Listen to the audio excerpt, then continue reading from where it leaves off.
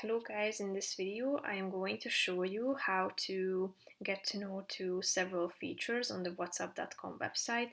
But first I just want to mention, don't forget to subscribe to my channel because at 10,000 subscribers I am going to show you my whole YouTube revenue statistics and growth strategy, how to make money online. Now let's jump into it.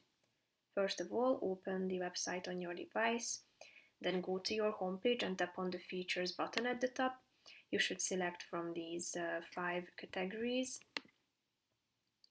and as you scroll down you can see several features in terms of message privately, and you can also check out the frequently asked questions section.